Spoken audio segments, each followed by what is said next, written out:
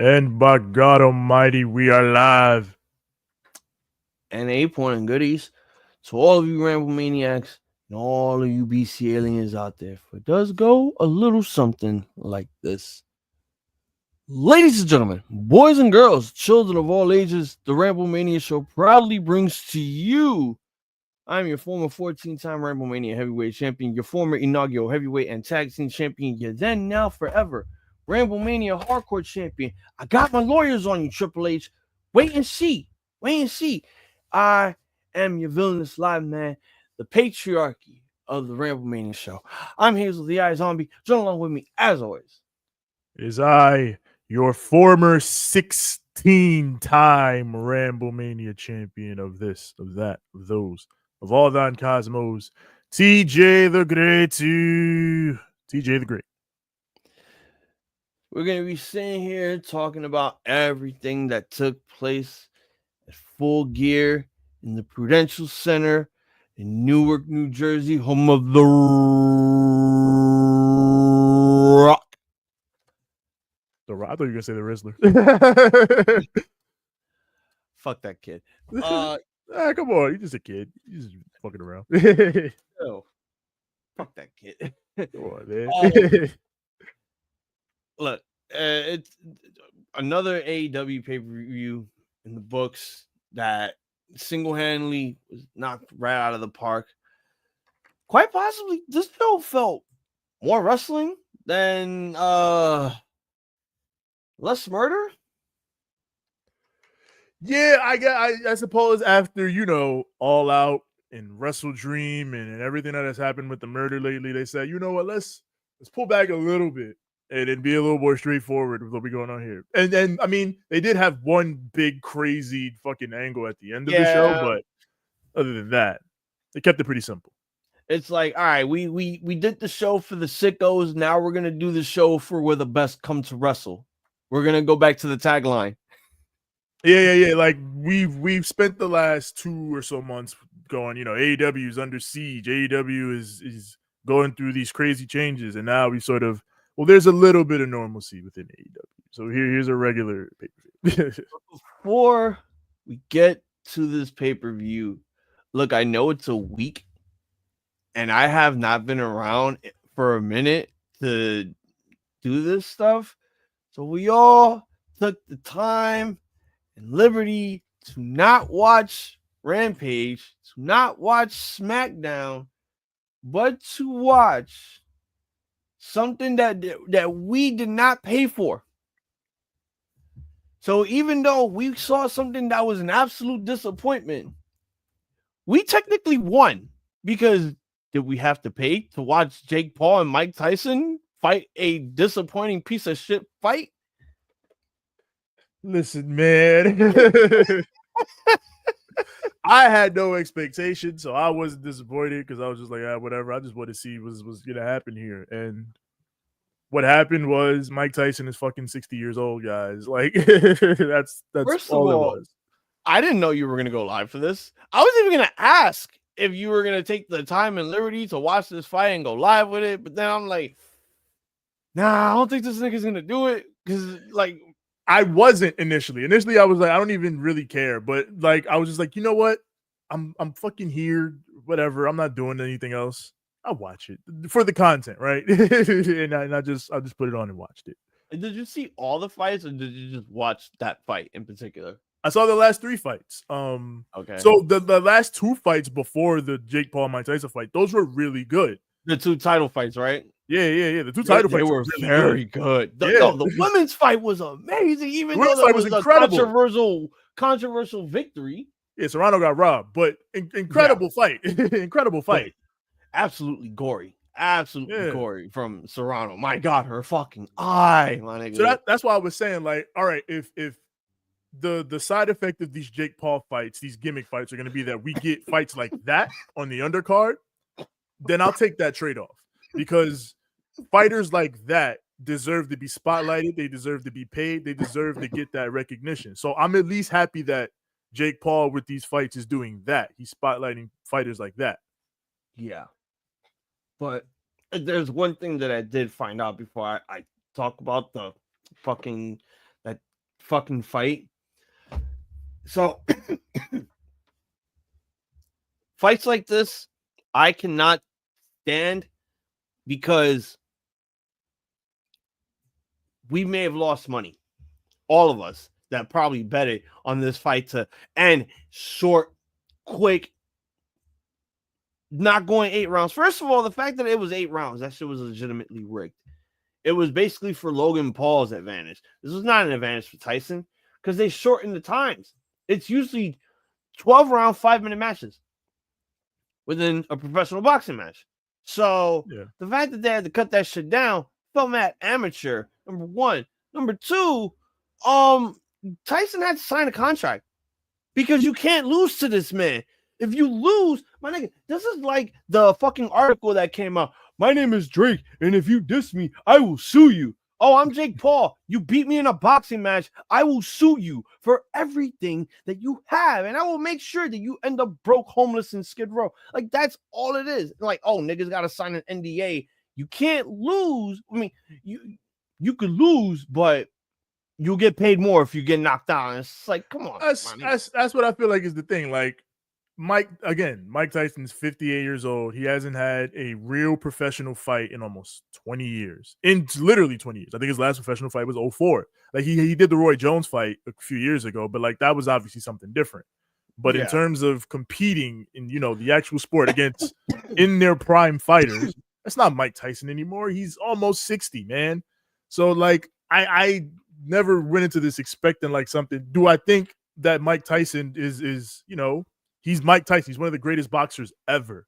So obviously, if you put him unfettered in a ring with a guy like Jake Paul, then yes, I think he would beat him. But I think these circumstances made it so that obviously Jake Paul was going to walk away with this. I thought that was always going to be the case. Jake Paul was going to win by decision. I always thought that was going to be the case because that's usually the case with his fights. He's gotten knockouts, but like the guys he's knocked out are fucking Nate Robinson and things like that. He wasn't ever going to knock out Mike Tyson.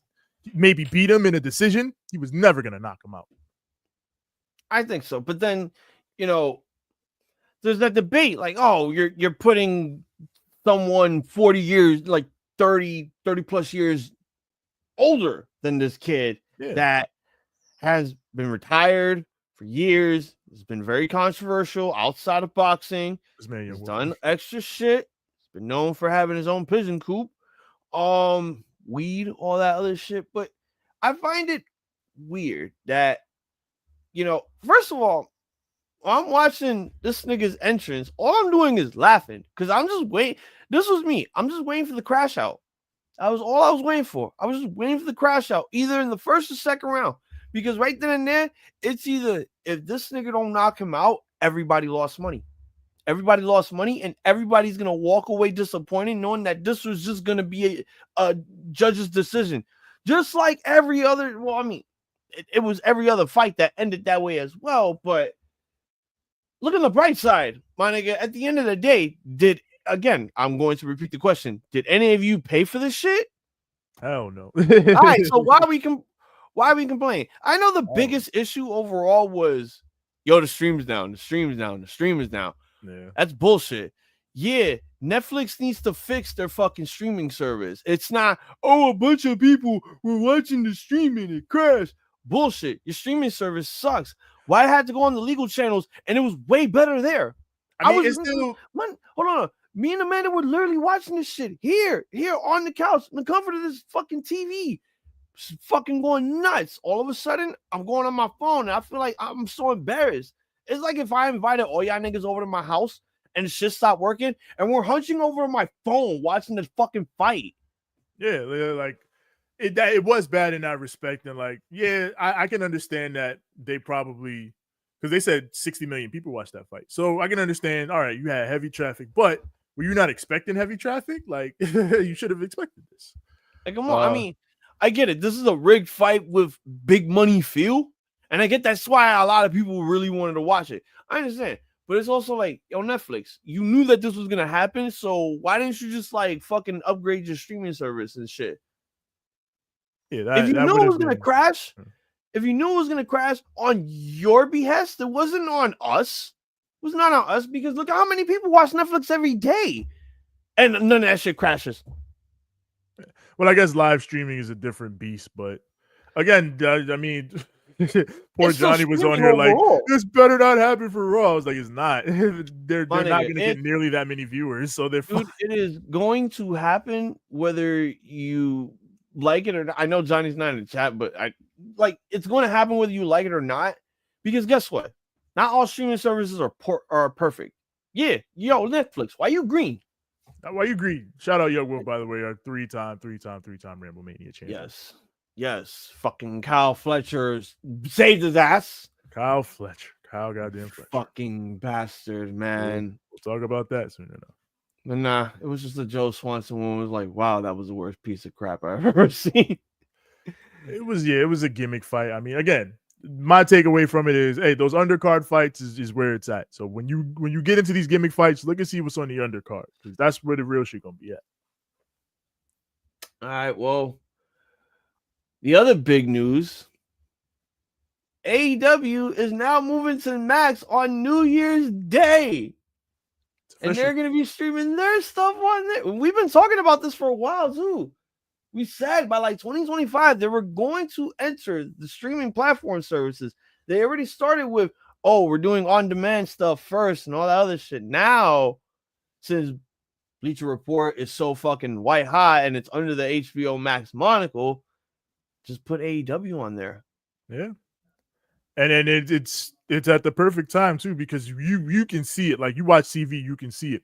Everything live sports oriented is going to streaming services, be it Amazon Prime or Disney Plus or Hulu or whatever.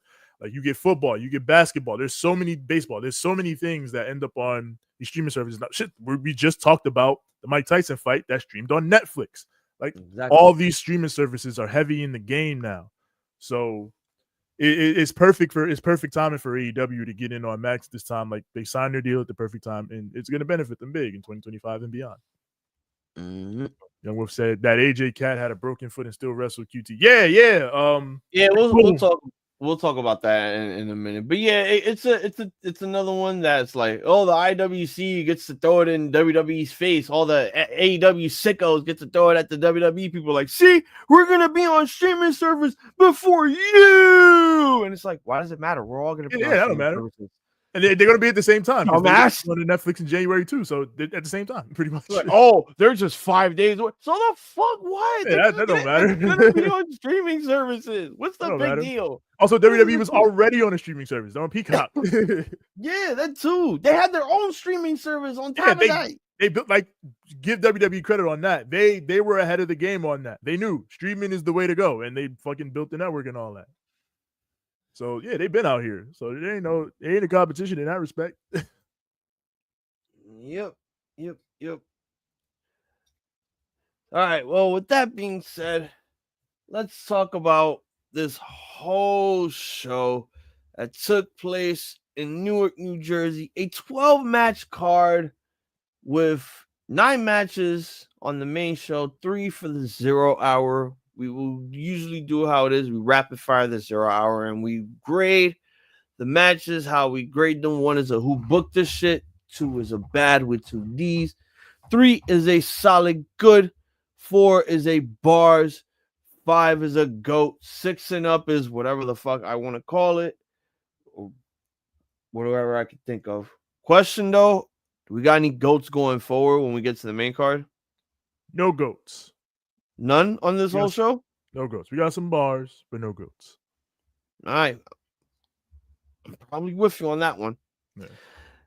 All right, so let's officially rapid fire the 0 hour here with 3 matches that they had. Starting off officially with Anna Jay taking on the hometown girl, Deonna Purrazzo, with Taya Valkyrie. This match was 7 minutes flat. All right, TJ. Let's rapid fire.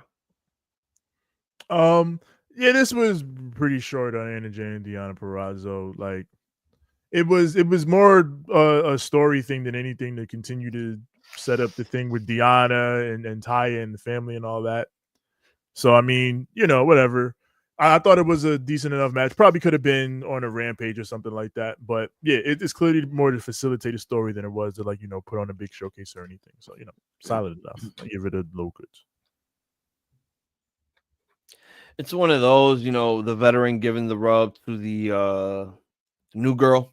I wouldn't say Anna Jay's a new girl, but this is the first time that they actually had their encounter and shit. So Yeah. why not? Why not get the rub there? My big issue was this should have been the one to close out the 0 hour, since this was the hometown girl and everything else. Because when I'm watching this, bro, no, it was like practically nobody was there. They were all starting to fill in. Yeah. And like them shit, like, oh my god, you can hear a pin, you can hear a fart in that arena. Putting over like a fart in church. Bro, like, Jesus Christ. Like, you should have just flipped that around. Cause I like when we get to the final match of the 0 hour, like I was not interested, but I still enjoyed this match because Deonna Purrazzo is a vet and she's basically carrying Anna Jay, making her look like $1 million going forward. I feel like there's still more build going forward after Mina is done being Mariah May's next victim, which we will talk about that in a little bit as well. Yes. Yeah, I will give this a solid goods. It was a fun, fair match, but I just wish that more people were there to see. It's the hometown girl, and it was practically like nobody gave a fuck. That's what it looked like. It is that because, like, at the end of it, the building did end up pretty packed. So yeah, it did, and it got pretty packed when we got to this match. Fatal 4-way match taking place as Buddy Matthews of the House of Black taking on Dante Martin of Top Flight, Commander and the Beast Mortos of La Pasión Ingobernable. Oh, there goes my son being put to bed. Oh, shout out to the young god Abel.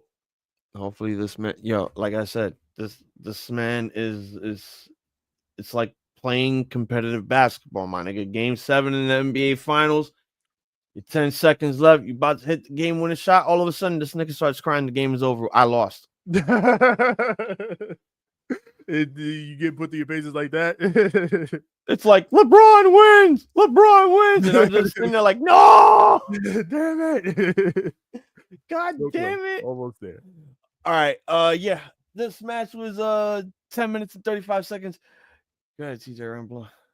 Oh, yeah, just as a straight up wrestling match, probably the best on the 0 hour. Just again, I always will fly the flag for these types of showcase matches with fast-paced guys / luchadors. Like, I always think shit like this is cool. It's always very WCW coded to me. Just throw these cool guys out there, let them get over with a really cool quick 10-minute back and forth flying affair, and then move forward from there. And this is exactly that. This is what I liked. Like, again, hometown technically hometown guy pulling off the win at the end. But yeah, good stuff. So what'd you grade this? I give it a good.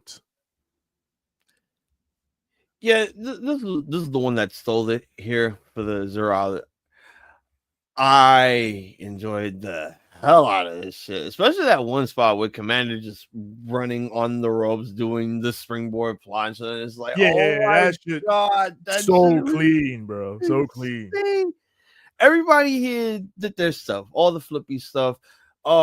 Yeah, Beast Mortos out here killing everyone. That's along Buddy Matthews just killing people too. Like, everybody here did their part on what they needed to do. I mean, Dante Martin still felt like he fit in this like type of lineup with all these competitors. He didn't feel like the odd man out because he still went out there and did his thing. So I'm pretty impressed with what they've been doing with some of these guys so far when they're not in like the tag and they just separate them to do like multi-mans, like triple threats and fatal 4-ways type shit. Because this is the highlight match. This is the highlight spot for everyone to be like, ooh, and holy shit, this is awesome. Blah, blah, blah. So I'm going to give this a bars. Yeah, I feel like you always use something. Super fun. Yeah. Super fucking fun. And then it's this fucking match. Big Boom, AJ with Big Justice and some kid that apparently every guy now wants to pull off his face in front of the ladies. That's the wrestler. Taking on QT Marshall with the Ace of Space Academy. Wait, what? I don't know what that was about. Can you explain this to me? Not particularly, because Oh. again, I'm just getting clued in on the Rizzler. So This was 11 minutes and 45 seconds, basically the longest match in the 0 hour. Let's close this one. all right, you know what? I can already tell Hazel didn't like it. I did. I liked it. Just for the simple fact that, like, again, this isn't just some TikTok dude coming in and, you know, doing a thing. He's an actual wrestler. Like, he was an actual, he worked the Jersey Indies and all that shit, ran up and down the circuit and did all that thing. 20 years in the making was the big thing for this, him and QT. So, I mean, I like that, you know, he knows how to work. Like, even in the build up, he promoted the match well. He would always say the name of the place, the date, and all that shit. He cut these old school style promos, and even in the ring, he's like an old school comedy character practically. Him and Big Justice doing their thing. Like, the Big Justice spot got a big pop. The crowd was chanting, "Oh, we want the Rizzler!" Like, they were into the shit. It even if you don't get it, and I'm just here yelling, "Hey yo!" That is crazy. But like, even if you don't get it, for a child. Go ahead. Yeah, I'm saying, even if you don't get it, and trust me, I would understand if you don't get it. Like, what the fuck? These kids just this guy and his kid just goes to Costco and they got TikTok famous, and then there's this other kid who I thought was related to them. He's not even related to them. He's just like this other dude that got big on social media. And yes, I understand if you're like, what the fuck is this? But within the wrestling context, it worked. The people liked it. This man had a broken foot and still, he's a real worker, broken foot and still worked on it, did pull off all the shit. So, you know what? I give it a good. I give it a solid good. QT was a solid little heel. Shout out to him for being in such good shape. Yeah, this was fun. This was fun, mid-card comedy, you know, schmaziness. So, yeah. Look, look, if I was running AEW and somebody was and somebody came to me pitching this bullshit, I'd be like, look here, QT, I love you. You're bringing people that we could fucking use to make other guys look good, and you're training the next generation of professional wrestlers. Why the fuck are you asking me for this? What do you gain out of this? What, do you just want airtime? Is that what it is? You want airtime so much? You know what? Fine, but you're not going over. Fucking, I would have been like, no, this feels wasteful. Like, honestly, I could have just put the fucking championship celebration on here. That way we could have opened the show. But you know, there was a perfect spot for it on the main card, which I was not upset about. But this whole thing was just like, look, I lived in Jersey for a few years, and when I see sheep, I see some fucking sheep. Yeah, I get it. This guy used to be a former wrestler, but this guy looks like Ronnie's dad that has one of Ronnie's stepkids with him at all times to perform TikTok videos. And it's just like, oh my God, like, this is so weird that, like, I see this, I watch this match, and it's like, look, I'm a wrestling fan for reasons. I believe in characters like Dan Housing and Orange Cassidy, but I don't believe in characters like this. You can't sell me into shit like this. This man had cookies on his sheet. I wanted the Cookie Monster to come and eat this nigga, or Ace Steel. Yeah, at some point in time, I'm watching this match and I'm just like, is it over? Like, can it already be over? Because I just, like, I was laughing in a negative way because I just couldn't believe that we were literally, now we weren't even putting this AJ guy over, which, by the way, you fucking Jersey crowd are so sheep and delusional. My nigga, this is the pure definition of delusions of grandeur. They really chanted "You Still Got It," and it's like, bro, he's not Ric Flair. It's not as if he was literally like on the verge of his deathbed, and you know, he was still doing his shit, but it's, I don't know, man. there are some things that you could sell me that I'm just really not gonna buy into, and this was literally one of them. Like, yeah, it was a fun match, great, entertaining, comedic for what it was, but I don't think you're gonna buy me into this whole AJ Boom shit. We got a Boom character as it is, and I'll give it a 2.5. Okay. You really thought I was gonna give it a who booked this shit? I cared that much to give it like much of a review. I just wasn't really trying to get into that this nigga's character. Like, TikTok. I get that. No, yeah, I would just say, like, I appreciate the fact that, like, this wasn't just like a celebrity thing. He came in and treated it like, because he is a real worker. He came in like a real worker, worked a real match. So that's what I appreciate. And like you said, this guy went in this match with a broken foot, and it's like, you know what? Respect. I'll R1 that. But it's like, my nigga, I'm still not gonna buy what you're selling me. That's fair. Get them kids away from you, because you know Jersey's very sick, very perverted. We want wrestler. Oh word. So do y'all really think he's Aang from the last Airbender?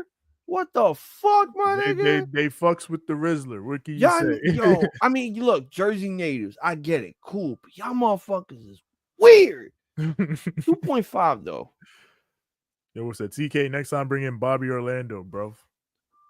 Oh my god. Yes. He could do many things with a basketball. And now let us officially commence with the main card, submitted to the approval of the Ramblemania show. This was Instruments of Torture, Bleach Edition. Without further ado, let's commence with the rambling. We open up the show officially with musical performance for the House of Black, or the Kings of the Black Throne, because they came out to the House of Black, and I'm like, okay. I kind of wanted to hear the Kings of the Black Throne theme, but whatever.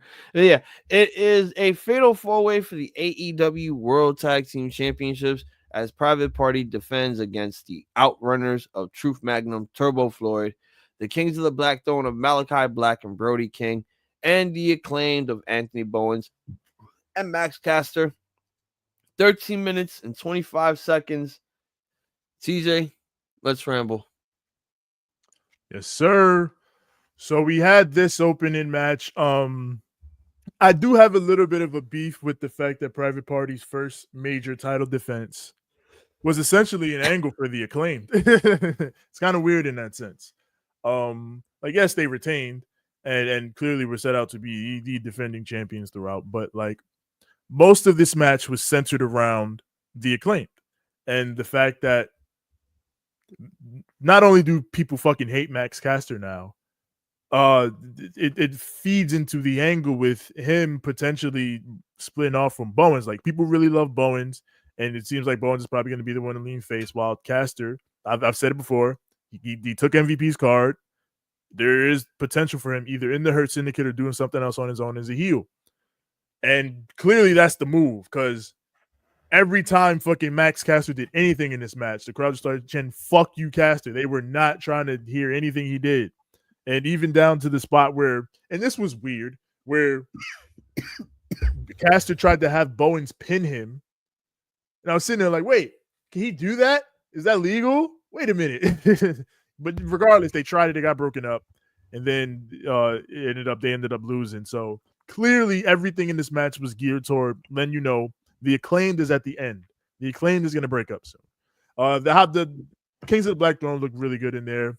I always like seeing the Outrunners come in and do their scoop slams and fucking, we're from the 80s, brother. The spot with Turbo and Brody King was fun. So again, everybody got to play their role, but again, the main purpose of this match was facilitating the Acclaimed breakup.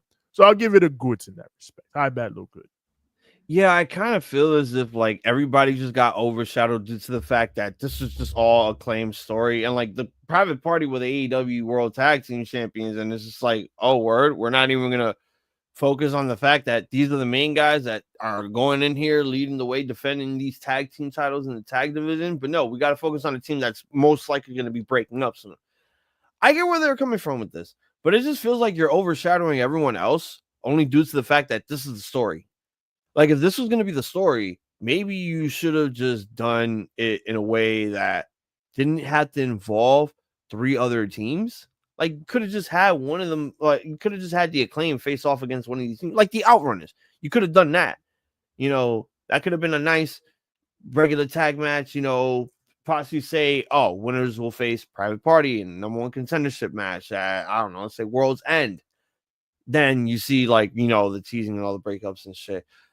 I just feel as if it's the other way around, that it's Bowens that's going to betray Max and he's going to go to the Hurt Syndicate. I can't see Max wearing a fucking suit, joining up with a bunch of guys that look more serious than your dad on Christmas morning. Max Caster, compared to them, would look lost in the shuffle because he looks like the goofiest nigga compared to everybody else. That'd be like, oh, since Seti can't join us, Max is taking his spot. And it's like, you can't be the new Seti because you can't even act serious. If you could rap serious and try to be serious, but don't even look that way. I feel like it's more than likely going to be Bowens. He has the look to fit in a suit. He has the intimidating look. Maybe gay, but gay people can be intimidating. Talk to Effie. That man could kick your ass bleeding profusely with fluorescent light tubes on his body. Come on now. Yeah. I don't understand how people could see it as Caster is going to be doing. Caster could be doing his own thing going forward. He can still keep doing the rap stuff. That probably might be the case. I don't know. But this whole match was just fun. My big issue was this should have been a tornado tag. It got so confusing going into the middle because you completely forget who was the legal man in the match. And it's like, oh shit, look at all these fucking tags that we're making. We completely forgot who's the legal man after doing all these crazy spots. This is why a tornado tag should have just made more sense because I understand you wanted to pace it out by having everybody get their shine in, but the tornado tag would have made more sense because everybody gets time to shine. Everybody gets time to do their shit. Now, everything needs to be paced out. It had to be fast-paced. This was not fast-paced. They had to make it seem like a regular wrestling match. It worked out well, but it just felt lost because I'm like, all right, so who tagged who? Who's legal? Who not legal? Who's eating the pin here? Blah, blah, blah, this and the third. And, again, it's back to the Acclaim being a part of this story, doing the spot that the New Day has been doing multiple times in tag matches where they pin each other in order to win the belts. Even though it was broken up, they teased it. I'm just happy that, shit like that doesn't get pulled through because that would be very upsetting if they did that. You know how pissed off a lot of people would be that were in attendance or that were watching that pay $50 for this shit? I enjoyed everybody participating here, especially the Outrunners, man. God, they're fucking over. They are so over. If they're not next in line to win the tag belts, what the fuck are we doing at this point? What are we doing, Tony? These guys their entrance is so fucking great. It's just VCR filter. It's Instagram filters. Yeah. It's 80s shit, and I love it. I mean, remember before how we were just like, oh, fuck these guys. These guys were not going to last, but look at them now. And that was like a year and a half ago when they were just jobbers on Ring of Honor. Yeah. They've had a massive come up. That's probably one of the big come ups of the year, the Outrunners. So shout out to them. Bars. All right. Bars. Fucking great match. Again, it should have just been a tornado tag to begin with, though. MJF goes one-on-one with Roderick Strong. The match was 13 minutes and 40 seconds. Go ahead, TJ, ramble on. All right, Roddy Strong and Jeff. MJF always one to lay it on thick, and I thought he did that pretty much here. The entire opening 3 or so minutes of this match was just him trying to let you know I am a dickhead heel. I am an asshole. He comes out, he's fucking flipping off the crowd, telling him to suck it and all that shit. Then he gets he powders out, gets the mic, prods Roddy about his mom shooting his dad, that shit. This was right out of 2003 IWA Mid-South or some shit. Like it's like Roddy said in the promo, you are far from the first person that's talked about by parents. Like you watch Roddy Strong back in the day, you know that like that's some shit people did to him all the time. Bro, this has been going on since the Indies, Ring of Honor. Yeah. They didn't do it in WWE, but you know they gave him backstory about that shit. But they don't want to do all that. They're pussy. They don't want to talk about that shit. But MJF did it, and you know that's what led to the heat for the early going of the match because Roddy came out hot, started ending with the backbreakers and shit. And then you know we went from there. Roddy took most of the match before MJF, you know, popped out and got the heel win. But then it filtered into the angle afterward with MJF taking out Roddy with the Pillman in his neck, and the Undisputed Kingdom coming out too late. Was it his neck? I thought it was his arm. Oh yeah, it was his arm. My bad. You're right. It was his arm. Yeah. But yeah, he did that, and then Cole and the gang comes out. Like, where the fuck were they? I hate that fucking trope. Yeah, like they like he does it, and then they come out right after. Did you not see when he grabbed the chair what was about to happen? What happened? But regardless, they come out. Then Kyle comes out, and he's mad at Cole over it. Even though, truth be told, they all were too late. Like him, Taven, and Bennett were all too late. So he's just mad at Cole. Whatever. Kyle takes Roddy, and they get out, and that's the next step of this angle. Again, I feel like this is AEW trying their best to salvage what has become such a messy angle with Cole and MJF and all that. But I thought it was a good match, so I'll give it a solid good. Okay, so I'm going to say the exact same thing that I'm going to say in the next match. Fuck this angle. I'm sick of this angle already. It's done. We should have been done after the unveiling, but it's like, you know, injuries plague everything. And that's the problem. It's like, I get it. You know, AEW's for the sickos. This is where the best wrestle. And TJ said it best. AEW is an evil fucking company that likes to punish their wrestlers by, you know, having them wrestle these grueling matches that could put a lot of toll onto their fucking body, that they have to fucking take years away from wrestling to go heal up. And then they come back and it's like, oh, I fucked my leg up again. Oh, help.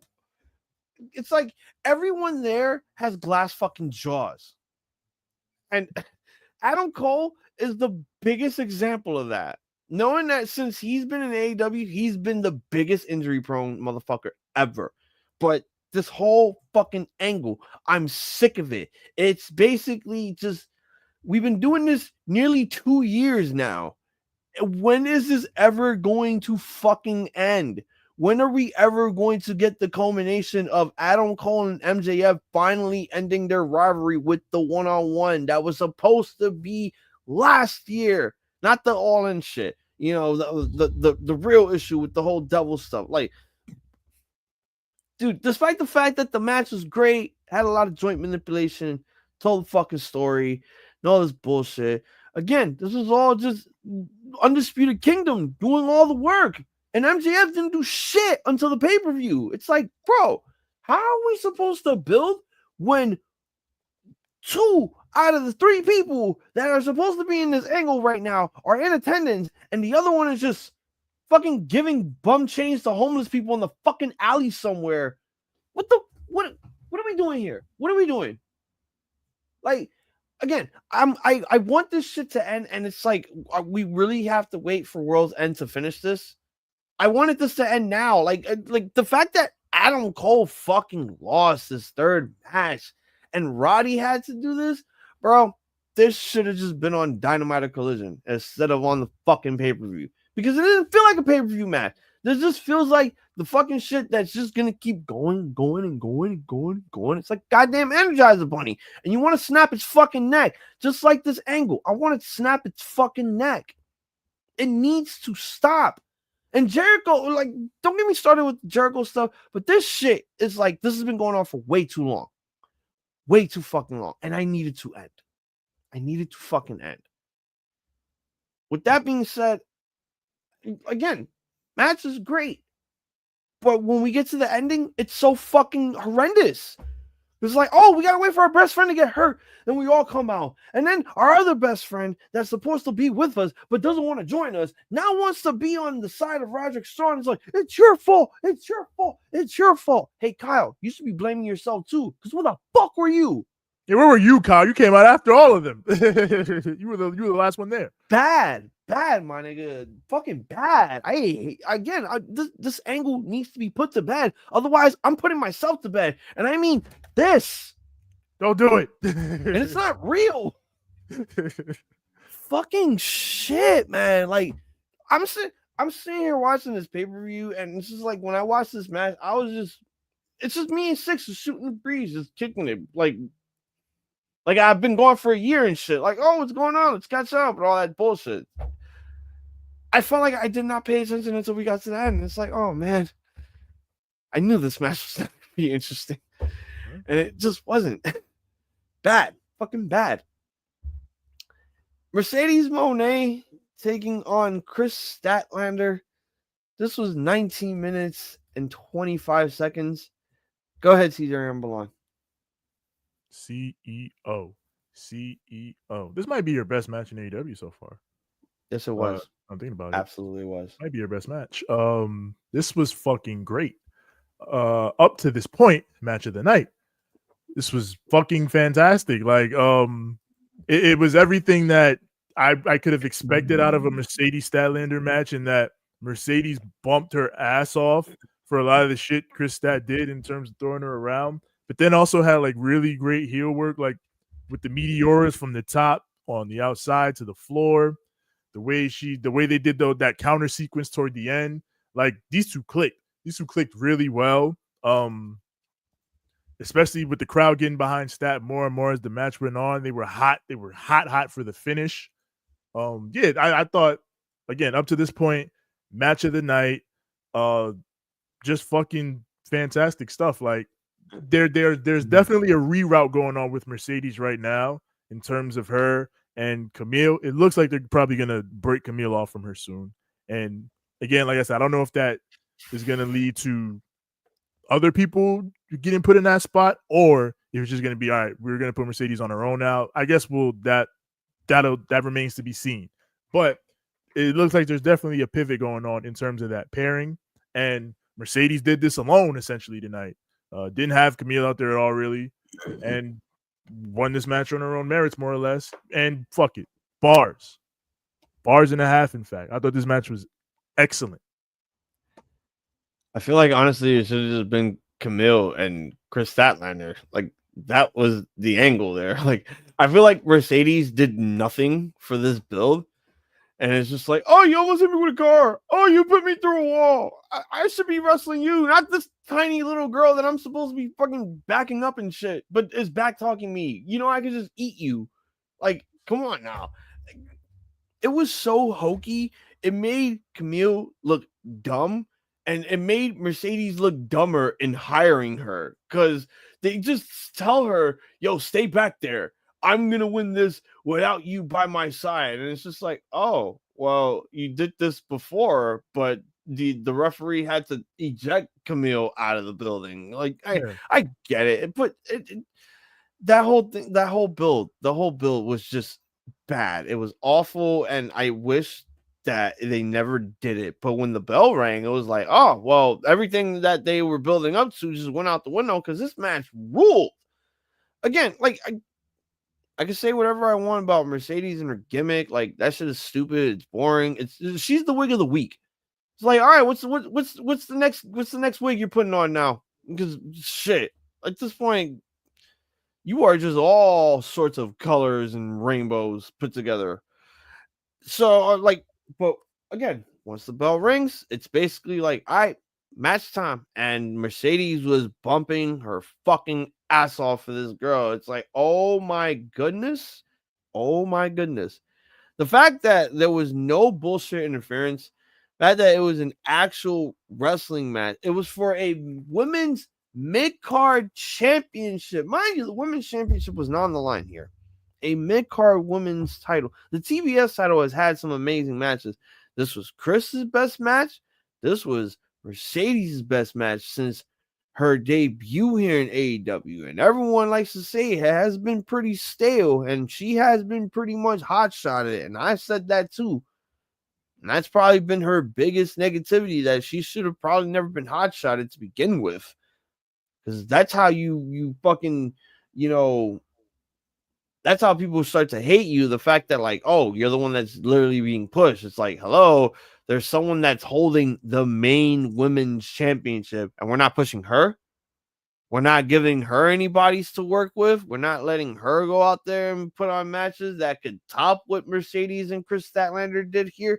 Like, that was so weird and off-putting that was the only one match that we got on the main card. And a lot of people are already complaining, like, there should be more women's matches. Yeah, but then you're all gonna complain. It's like, there should be less matches. That's why I don't partially, like, I do agree that there should have been more done with Mariah and potentially some of the other women leading up to this pay-per-view, so you could put more women's matches on this card. But I also feel like it's obvious that they were setting up Mariah and Mina, and whatever they had going on in terms of setting up Mariah and Mina, like they had the NJ feud, but whatever they had going on in terms of setting up Mariah and Mina, it took them a while to get there. Because Mariah, since she won the title, has been like, I want Mina, I want Mina, I want Mina. And clearly, when we talk about Mariah and Mina, we're gonna understand why they were trying to get to that. But in terms of that, like, yes, let's have productive discussions about what can be done with the women's division instead of the same old shit that we were doing last year. And Tony Khan doesn't care about the women. Like, shut the fuck up. Like, we've seen the evolution of the division and the stars that they've pushed. Can they be put in better positions? Yes, I agree. Let's have productive discussions about how to do that. More importantly, creative discussions, because what the hell, man? Yes. What the fucking hell? Because, again, that whole angle sucked. And I had to sit here and watch that shit. It's like, again, like, I'm looking at the female MJF, because throughout that whole entire build, she did nothing. Nothing. It was all Camille doing all the work. And it's just like, oh, man, well, that should have been the match going into the pay-per-view. But no, we needed a women's championship match defended here. Otherwise, people will go fucking crazy that a women's title was not defended. Overall, I'm still going to give it a 3.5. It was still fucking fun. I enjoyed the hell out of it. Probably, I wouldn't say this was my match of the night, but it was almost up there. All right, well, Hangman Adam Page goes one-on-one with Jay White. This was 19 minutes and 55 seconds. Go ahead, TJ, ramble on. A surprising match, honestly, in terms of the result, but another one that I really like. Like, again, Jay White and Hangman Adam Page are fucking pros at this shit. And in terms of them wrestling each other, like, they fucking get it. They click. Like, I loved the pacing of this match more than anything else. The details in that these two have worked each other so many times and they know each other so well that they know what the other's game plan is and how to counter it. Like, they both worked the leg in this match. They both had counters to each other working the leg. They both had counters to each other's finish. Like, the sequences toward the end where we pretty much get into the same sequences as we did in the last match, where Hangman's going for the buckshot. Jay catches him, goes for the Blade Runner. That's how he won the last match. This time he does that. Hangman catches it, goes around, slips into the dead eye. Like, I love matches like that build on the prior matches that the guys have had, because it shows you're like, all right, these guys aren't just wrestling because they're fucking booked against each other. They're evolving. They're learning about each other. They're like, and there's more story being built throughout those matches. That's why I appreciate guys like this and matches like this. So yeah, I'm gonna give this a bars. I thought this was fucking very good match. Bars. And yes, a surprise with Jay winning again. But hey, listen, he's got Hanger's number. He keeps saying, Hangman, I've got your number. You can't beat me. And he's proven himself right. So hey, bars.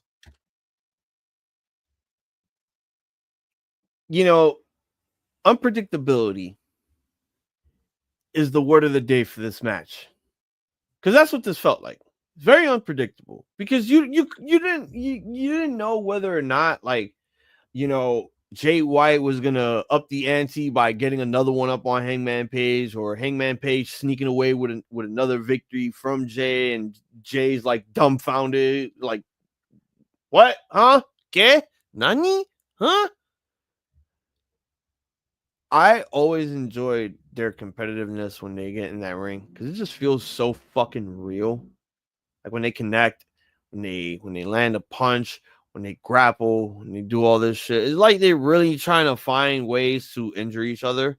And sometimes you see the Shiningu Pro Wrestle within these two. You see it a little bit, like those little tidbits and Easter eggs that they had within their previous encounters. It's like, oh, we've seen this spot before and maybe the second match that they had, or we saw that spot before when they had the first match and all that other shit. So it's like, it goes back to, having those little tiny bits of flashbacks reflecting within this match going forward. And it's like, oh, well, shit, I can enjoy this going even more because look at what they're doing here. I can rewatch all the shit that they did before and realize that, oh, they did that here, they did this here, they did that over here. And it's just like, oh, these guys have done their homework on each other and they knew what they were going to do. And they showed it off pretty well here. Again, unpredictability.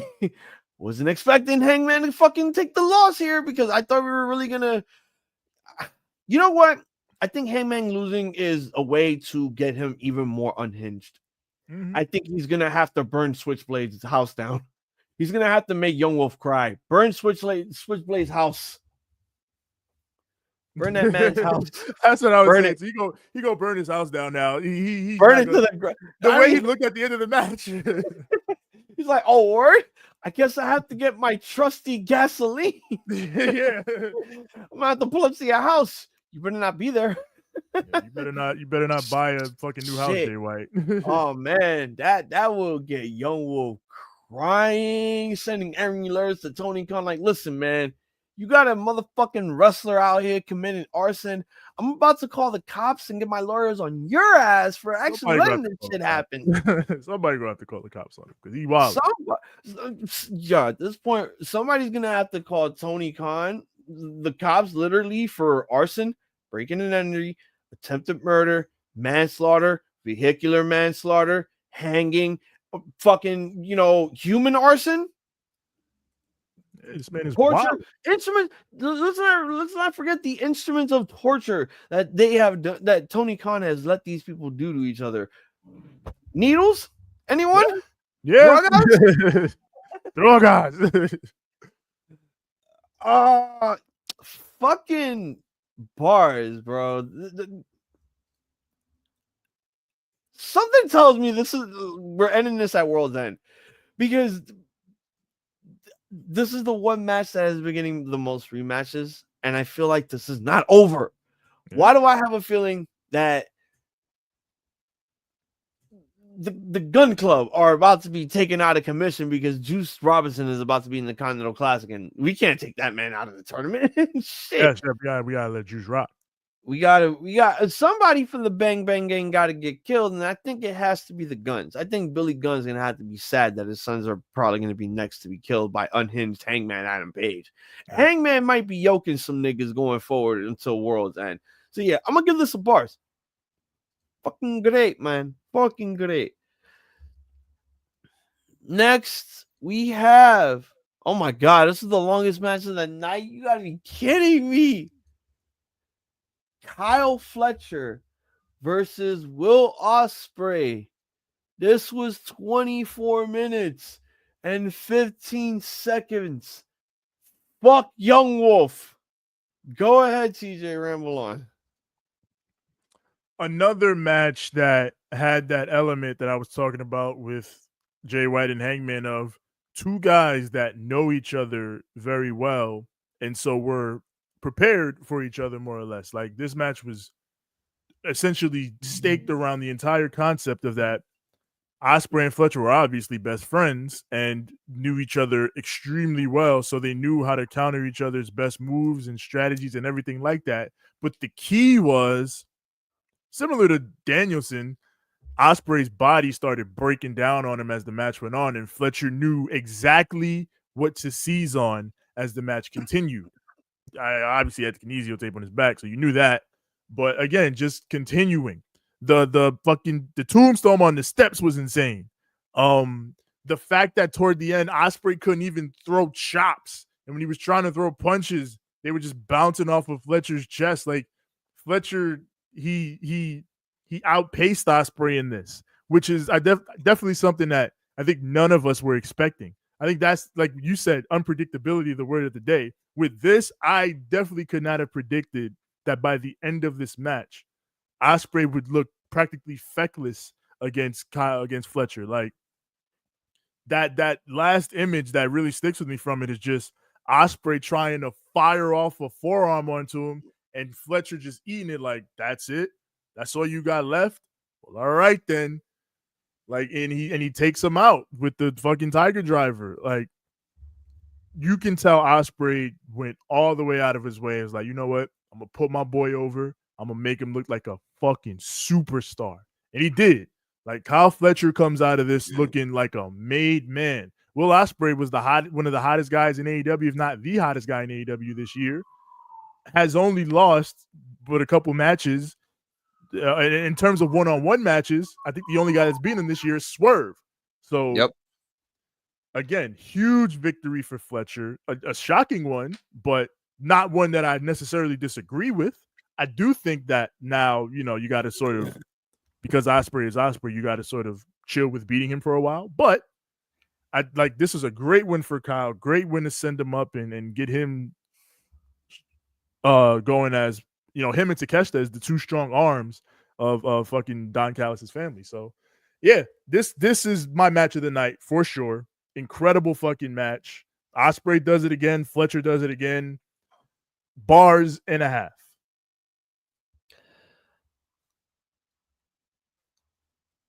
Fuck Young Wolf.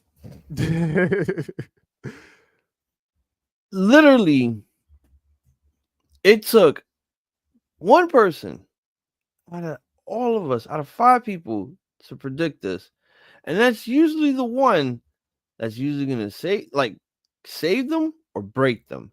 And for the first time ever watching this match, holy shit, this was a one of the biggest saves ever. Because mind you, we all went for Ospreay while Young Wolf was the only one that went for Kyle Fletcher here.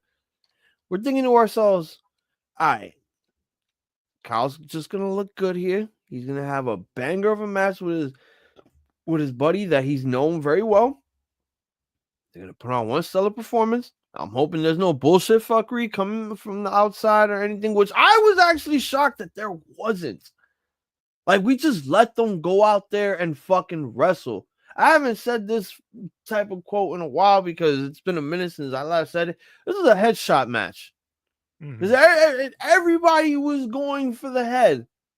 And oh my God, when I was sitting there and I saw that fucking tombstone pile driver hopping off the apron onto the steel steps, my first reaction was, good thing they landed that shit perfectly. Secondly, Ospreay, you okay, bro? Third, oh man, Darby Allin was like, man, I could have done that if I was on the card.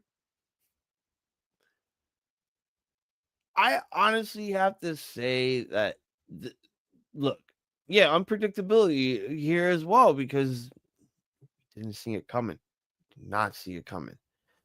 And again, it was sealed. It was absolutely sealed and approved by Will to put his boy over. Again, when he tried to go for that hidden blade, he was petered out. He couldn't go anymore. And it was just like, you just see Kyle Fletcher just standing there menacingly as he gets ready to drop this man on his head. Not once, but twice. Tiger Driver. And then finishes it off with a top row brain buster. Indeed. Well, Ospreay went out there looking like the Punisher, but he was the one that was ultimately punished by his former best friend, a man that he put over clean.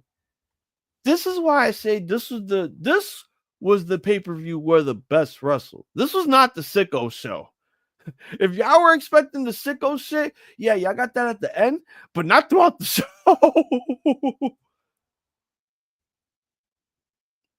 Yeah. Man, I would have given this a go, but this is where the best wrestle. And I'm just trying to watch a show where the best wrestle. It's nice to take a break from the sicko shit. So 4 3/4. I just had to one up you because fuck it. If we're not goading anything, I like one of these. I'm one upping you on one of them, and this was it. This was definitely it. And you know what the crazy thing is? Every single match here, like, okay, despite the MJF Roger Strong, which is still good, even though I gave it a bad grading, every single match here did not keep anybody like mildly asleep. Everybody was up. Everybody was energetic. Everybody was actually up and amped for the show. It was ready to have some fun. And the next match literally got the crowd alive here. And it was the TNT Championship. Well, after the fucking Will Ospreay and Kyle Fletcher match, the crowd got even more alive with this match. Daniel Garcia versus Jack Perry, TNT Championship, 18 minutes, 25 seconds. Go ahead, TJ, ramble on. Yes, indeed. So we had this video package for DG to open up with, going through his story and everything. I even said at the time it was essentially like DG's version of finish the story. I don't want to use that shit because whatever. But you already said it. Yeah, it is what it was. Like we're finishing DG's story here tonight, and Jack Perry. I've been saying it for weeks now. We got a bunch of little sons of Raven running around wrestling right now. Jack Perry is this scapegoat thing has just become Raven. Fucking, I was watching SmackDown. I had the misfortune to watch SmackDown, and Shinsuke Nakamura pulled up looking like fucking Raven. Why is everybody trying to be Raven now? What about me? What about Raven? Like, but again, in terms of the actual match output, like I thought this was a good match, and I do think, however, with Jack Perry, that he is still in sort of the process of finding that balance of like working as a heel, because sometimes he tries to be like the domineering, bearing down heel. Like he did that a lot in the Danielson match, and then sometimes he tries to be like a sniveling little shithead that skates out and runs away and does things like that. And like, I think there is a balance to be struck between the two, because like I think the biggest thing that people are going to remember scapegoat Jack Perry for is the fact that he got fucking set on fire, and was in that fact that he keeps talking about, I am willing to sacrifice myself and take that level of pain to get my message across. And even in this match, that's what he was doing. Like toward the end, he's looking at DG like, you got to do it. Are you man enough to kill me? And then, then DG puts him in the sharpshooter and he goes for the ropes. Which strange. Why'd you go for the ropes if you were ready to die? I'm going to be right back. Give me a second. Right. What do you think? I mean, why'd he go for the ropes if he was ready to die? But regardless, I think that's the main quibble I have, I guess, with this match, and that sometimes I think Jack Perry should find a more focused approach to his heel work. But beyond that, I thought this match was very good. I'll set him on fire again, says Joe Wolf. Leave that bit alone, all right? But yeah, I thought DG was obviously a excellent babyface. It was the main glue behind this. The Dragon, I loved seeing him win with the Dragon Tamer. Love seeing him throw that on and coming back around to that. The real son of, like, I think that's sort of an underlying story that I hope AEW sort of builds on and that I really like, in that Bryan Danielson, for a while, wanted Daniel Garcia to sort of be the son of the Dragon, but he went off in his other direction with the Jazz and all that. So then Wheeler Yuta joined the BCC, and Danielson christened him as the son of the Dragon, passed him the Busaiku knee and all that. But then obviously Wheeler Yuta did what he did, and now it's DG that has sort of wrapped around, has dropped all like DG doesn't dance anymore. So he's dropped all the bullshit, and he's a serious pro wrestler now. Like, he hasn't said it, but he's a pro wrestler now. Like, the whole sports entertainer versus pro wrestling debate with DG is essentially over, and he's a pro wrestler now. So I like this sort of underlying current that DG is becoming the son of the dragon that Danielson wanted, whereas Yuta fucking became a little bitch and a dick rider. But Oi, I would dickhead. give this a 3.5, a good and a half. Oh my god! So it finally came. Oh shit! Oh shit! Yeah, yeah. It turns out it was a pre-order, so my shit came couple weeks ago. So Oh, it's okay. pretty stoked that it showed up. I'm like, yeah, it came just in time for the pay-per-view too. Yeah, Yeah, I was watching this build and I'm thinking to myself, like, who's gonna die here at this point? Because yo, they tied this man to a bus and they just took this man for a ride, and I'm like, yo, Marvel vs. Capcom 2, what the hell? real shit. My whole thing was, I mean, yo, I'm thinking to myself, Daddy Magic might be betraying Daniel Garcia tonight, and we might have Jack Perry still retain. Because I'm gonna tell you right now, I was not ready for him to lose that TNT championship. Because when I saw the media scrum after that, I wanted to fucking boo this man, because they brought back the original title, and I was like, bleh. Like, come on, bro. This man's belt ruled. Yeah, but it's his belt. I know. But if I could start selling that shit online, fuck. Yeah, that's what you need to hope for. They sell it.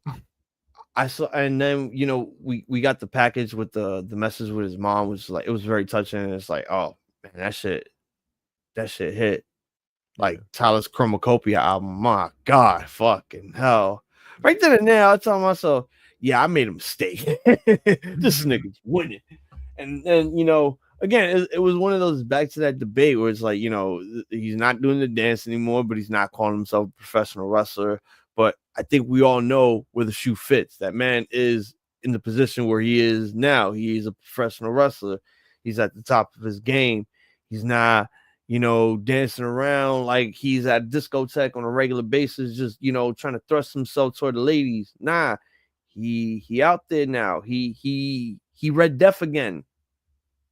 Red Death, TG on top. So, like, I think it's just time that we start getting that man being on top of AEW with this TNT title.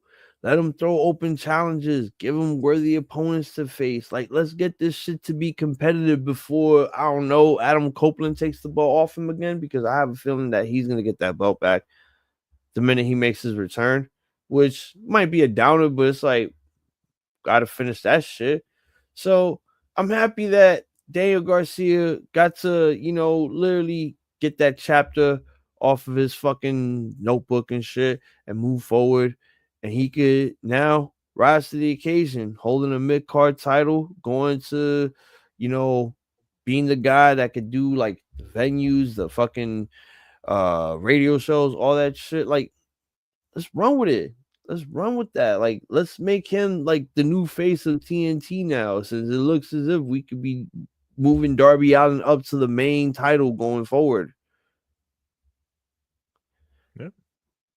I really enjoyed the hell out of this. Again, I was really going with that theory that's like, all right, Daddy Magic might turn on this man because reasons. I don't know what those reasons may be, but we will have to find out Wednesday for them, right? Wrong. This nigga won the belt. It's really not. There's really no point anymore, because DG on top. Fucking bars, my nigga. Straight up bars.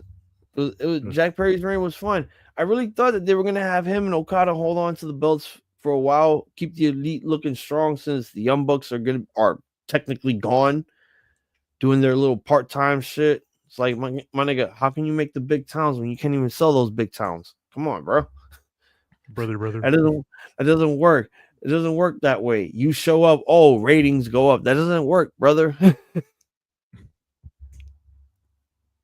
So before we get to the last three matches, we have our little intermission that takes place here. We finally, after 3 fucking months of this woman holding on to the championship, TJ, we finally get the celebration that we were supposed to have the week after All In. Mariah May finally gets her championship celebration. Go ahead, talk about it.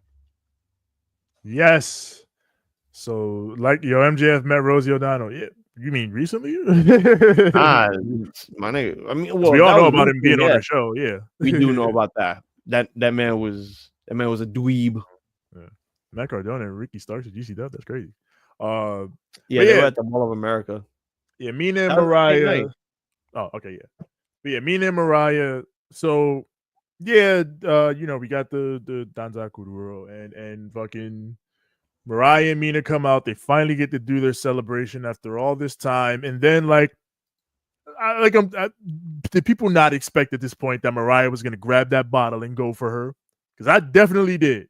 And then when she did it, she set up, and then what I didn't expect was that Mina was gonna be ready for it. So Mina, she's ready for it. She's like, Mariah, how fucking dare you? And then Mariah spits the champagne in her face, and Mina spears her off the stage. And then now we're set. We're finally set.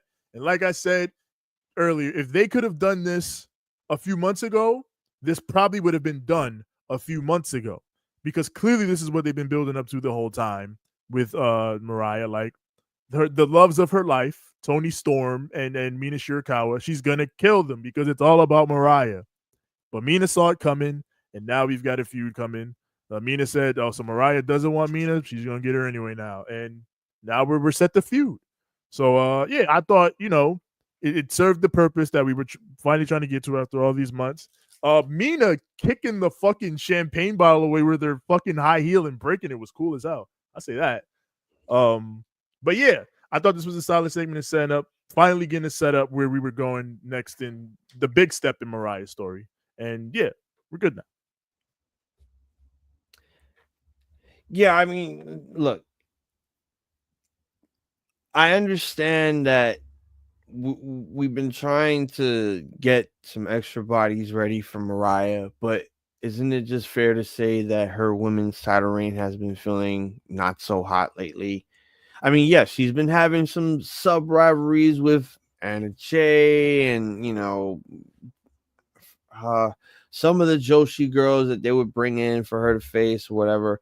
And I get it. We were getting all this build just to get Mina into the picture. And then, we see Mina teaming up with Tony Storm in Japan and all that stuff. Yes, I'm going to say right now, the whole thing with Tony Storm retiring is a fucking work. But then again, it's wrestling. Nobody retires in wrestling. Go to Terry Funk's grave and ask him how many times he's retired in order for him to actually really retire. Yeah. Nobody retires from wrestling. This is all a work because, again, Tony Storm lost in AEW, her big match.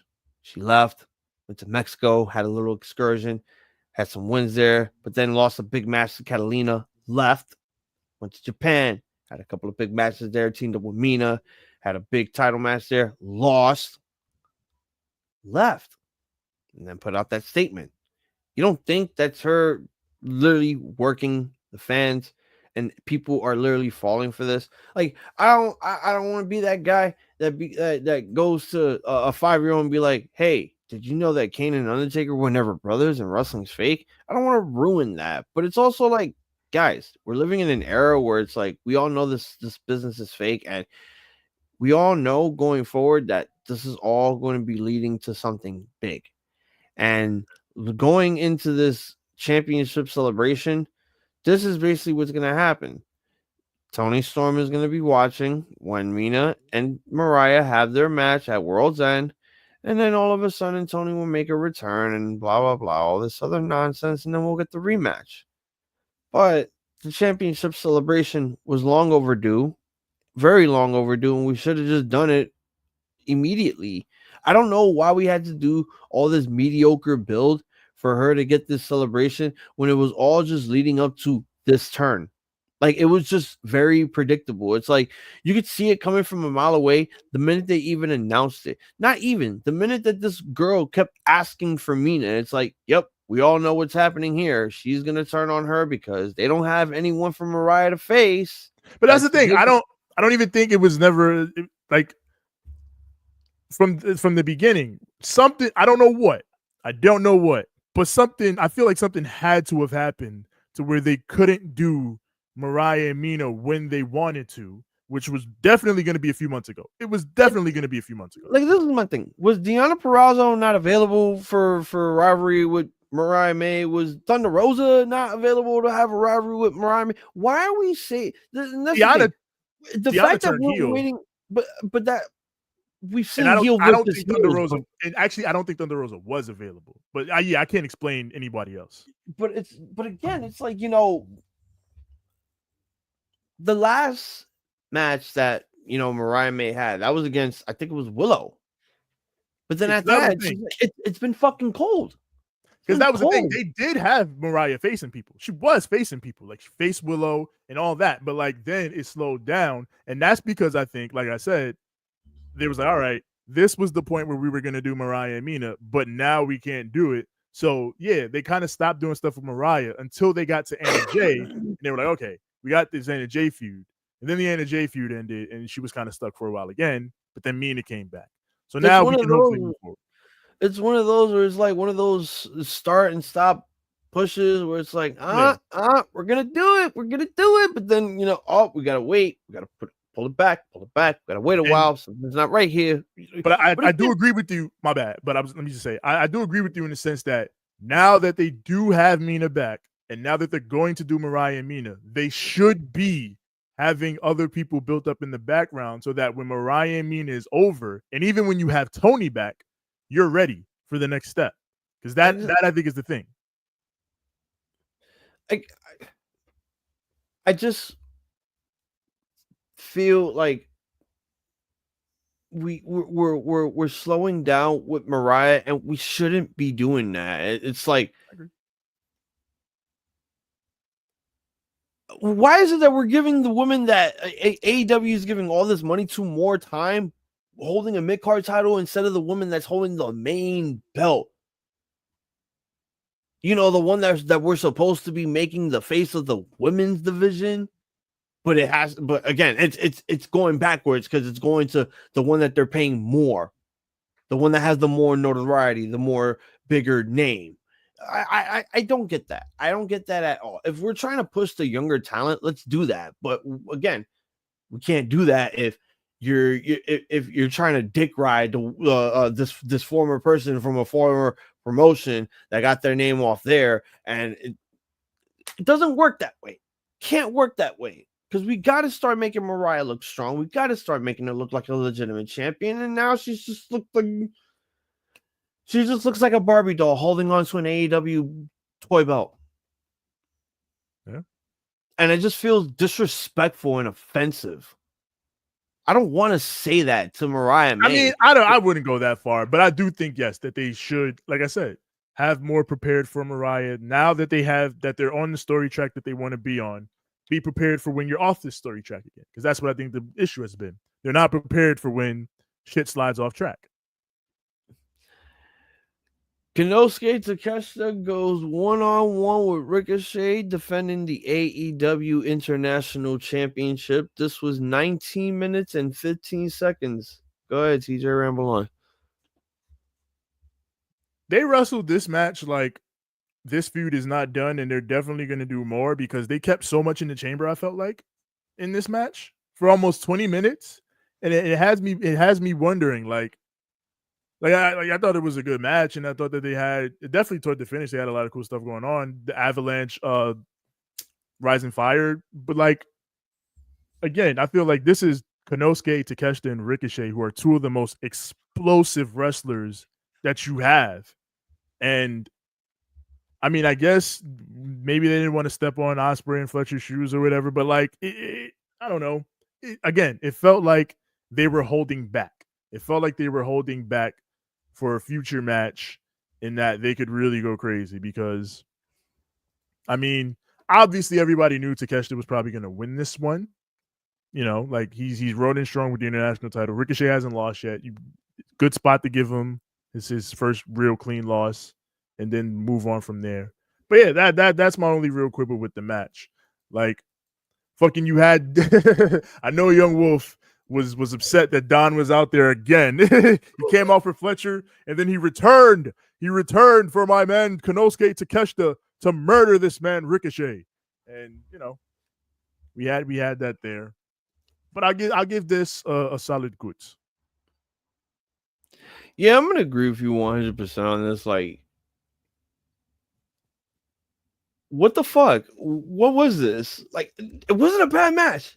It wasn't bad, but it felt so half-assed. I feel like Don Callis went up to Konosuke and was like, "Hey, chill out. Kyle Fletcher just had a 5-star match. You got a half-ass with Ricochet. So go out there and do your best, kid." Again, it's one of those where I look at this match and it's like, really, this is like what's going into the semi-main. Again, there wasn't really a lot of build to this because, again, like, I need to remind you, Ricochet was just the extra body in the triple threat, and then he just got this because he was just that extra body in the triple threat, so we had to give him the one-on-one. So why not give him his one-on-one pay-per-view debut? Whoop-de-fucking-do. Who cares, right? A lot of people did. Look, Mr. Bland and Boring will always be Mr. Bland and Boring to me because that's what he'll always be. Bland and boring. And the fact that I'm going to be seeing him in Shinnihu Pro Wrestle on fucking Wrestle Kingdom or Wrestle Dynasty, I'm going to be bored to death. I might as well be falling asleep by that time. Shit. But it was still very fun. Ricochet did the flip shit. Konosuke did the murder shit. But again, it felt as if everybody was literally taking a sleeping pill in this match. And they just said, we're going to slouch this shit, go slower than molasses, pace it. Because apparently Will Ospreay and Kyle Fletcher stole the fucking show. And Dave Meltzer's having a hard on, giving it fucking fucking 10 stars and shit. I'm not gonna say like, oh, I was expecting big things from these two competitors. I mean, they can go the limit whenever they feel like it, but like you said, they were making it feel like that this is not over. And like I said earlier, there wasn't really a lot of build between these two. It was just, the typical, oh, Ricochet comes in after a match or interferes and fucks over Konosuke in some stupid situation without it getting towards the story. Because like I said, Ricochet was just that extra body in that triple threat match that just got the spot because he was the extra body. So, 3.5. Young Wolf said, someone tweeted K-Dot said squabble up, not lawyer up. Well, I guess Drake is willing to take down the entire industry. That'd be funny. I'm ready to lawyer up on Triple H after unveiling that hardcore championship. Hazel the one that got lawyer up. look, sometimes I could honestly tell myself I'm very lucky that that I have a kid because I don't have to be my old self. I don't have to fucking yell, be obnoxious. Like, I want to pick up that goddamn belt and show you a prime example of what a hardcore title looks like by destroying it more. But I don't want to be a monster for a little while. I actually want my wife and child to get some sleep. Yeah. But yeah, Bobby Lashley out here hurting people. We hurt people. We hurt people. No, that's a banger. That is a fucking that shit is a banger. And it got over already. It's like that Evil theme and Malachi Black's theme are the most over things. Oh, and Julia Hart's. Yes. Bobby Lashley, Swerve Strickland, 13 minutes, 35 seconds. This is Bobby Lashley's pay-per-view debut, even though he officially made his in-ring debut on Dynamite. We hurt people. We hurt people. So you know how we hurt people. You know how Shelton Benjamin is coming to AEW and was just a fucking monster off the rip to a degree we did not expect. Bobby Lashley came in and was that like times 2. Like, he demolished Swerve in this fucking match. He looked like a monster. Like, Lashley looked incredible in this, like an absolute killer. So I thought off the rip that it was a great establishing match for Bobby Lashley. Like, he took Swerve stomps through the table and like Swerve dished him out punishment and Bobby Lashley just bounced back. Like, and it worked perfectly for me because Swerve has been that guy this year. Like, remember the Danielson match where he took the Busaiku knee and just brushed it off? He fucking Ospreay tried to give him the hidden blade. Swerve has been the guy who has leveled up so much that he's shaking off big moves from big time wrestlers. But Bobby Lashley came in and said, "You ain't doing that shit with me, my boy. You're gonna take these moves and you gonna feel them. You are gonna feel them." And he did. Like, the fact that they booked Swerve so strong this year makes it even better that they came in and booked Bobby Lashley so strongly over him. It makes Bobby Lashley look like an absolute monster. And it makes everything that MVP said about him look true. Like, yes, Bobby Lashley is my money, my insurance policy. He will get the job done for me no matter what the job I ask him to do is. And it looked like that at the end of this match. So, I mean, listen, the crowd was chanting the whole match. We hurt people. We hurt people. And this man hurt people. He killed Swerve, and then he killed Nana afterward. Like, he was wilding. I give this a bars, man. I fucking love this. Again, like I said, I haven't gotten to see much of the Hurt Syndicate, this iteration of them as they've been since they really blew up in WWE. So I am really enjoying them so far. I'm enjoying the shit out of them so far. And you know, so crazy. You got West Side Gun in the crowd, hearing people chant his fucking theme song during this. He had to be like, this nigga had to shed a tears. Like, yeah, I got this shit over, son. Yo, I don't want to say that I'm looking at TNA Bobby Lashley all over again, but this is Bobby Lashley cranked up to 11 this time.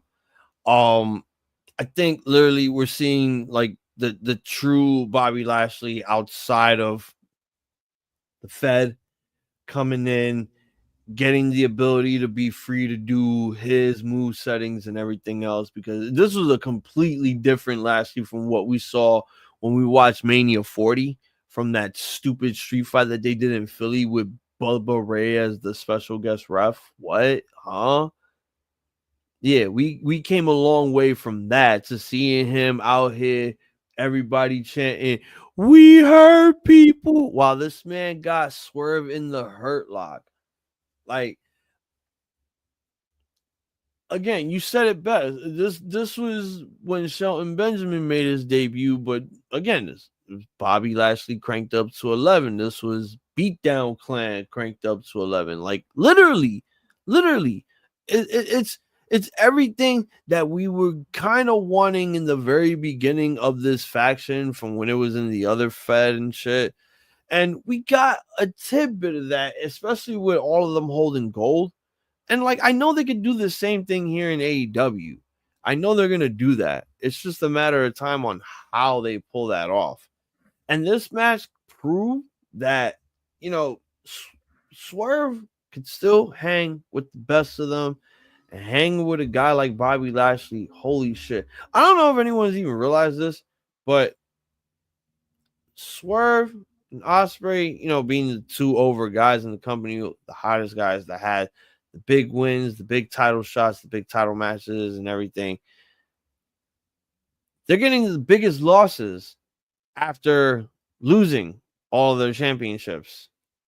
Swerve losing the lights out steel cage match. Coming back, now he loses his to Lashley. Not saying that is diminishing him, but it's like, look at what's happening after losing that world title. Multiple losses are now coming his way. It's not hurting him, but we all see what's happening here. We're all moving forward because they did what they've done with them. Once we get back to them getting white hot again, then we're going to push them again. Then we're going to make them look good. They're getting big matches. They're getting, big pay-per-view buys and all that shit. They're getting big paychecks. And taking part in this match, Swerve against Lashley, this was one hell of an event for Lashley. Indeed, he looked like a fucking killer. An absolute fucking killer. Once again, there was a little bit of fuckery here, but still, clean finish. Beats him, submits him. Even though, I still like that we still protecting Swerve because he didn't tap. He just submitted. He passed out. He couldn't take no more because, again, look at his size. Look at Lashley's size. You gotta remember, when we last saw Swerve, he was a little Flacco and all that shit when he was facing Hangman. And when he came back, he got bigger. He got built. Got bulky. Man was putting in weights. And look at him going one-on-one with Lashley. It looked like they were equals. But at the end of the day, it's like, bro, this motherfucker had to literally chew this man up and spit him out. My biggest issue was that I don't think it should have been 13 minutes. I think this should have been the shortest match on the card. If we want to make Lashley look fucking strong, we want to make the Earth Syndicate look strong, I think Swerve would have been perfectly fine losing within 5 minutes. Oh, you wanted to give him like a real shocker style. Yes. Squash. Yeah. I get it.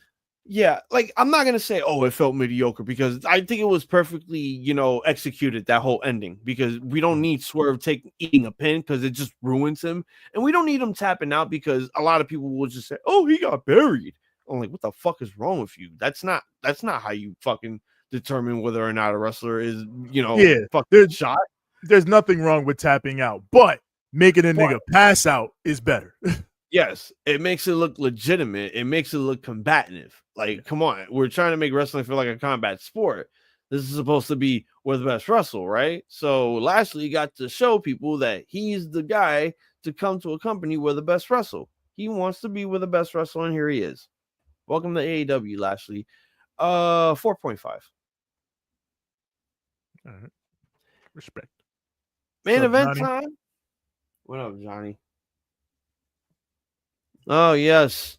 Yes. Happy Gobble Gobble Day to everyone. I hope you all eat your turkeys and get fat and hang out with your relatives that you all really don't like in secret. Man, I can't. I fucking can't stand my uncle. This nigga's always asking me for my Uncle Carl. Hi. That is real. Hi. How's your fucking dead wife? What? Nothing? I mean, how's your girlfriend? Jon Moxley, Orange Cassidy, AEW World Championship. I mean, the briefcase. Right. What the fuck is the title? It's in the briefcase.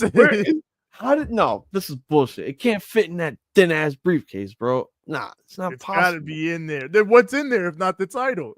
Probably instruments of death that we're not seeing yet. Marina ain't open it yet. 19 minutes and 20 seconds. Shit. All right, yeah. Our main event, a battle for the soul of AEW, as they called it. Which a little dramatic, but regardless of the dramatism of it, I greatly enjoyed this match. It felt like a darker callback to their first match, in that match it was Mox ending Orange Cassidy's international title reign in Orange fighting and Mox just being too imposing of a force for him to beat.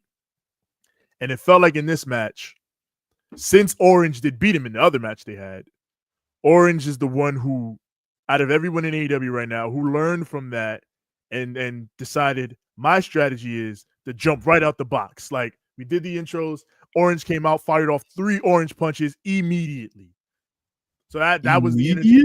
Like, yes, we all, like, the big joke about Orange was always, is he gonna try? He's gonna try now. Orange came out. This is the most serious he's ever been in AEW. Like, he's wearing the black. He's popping out with offense. He didn't even put his hands in his pocket until like 10-15 minutes in. So, bro, that wasn't even trying. He just fucking did it.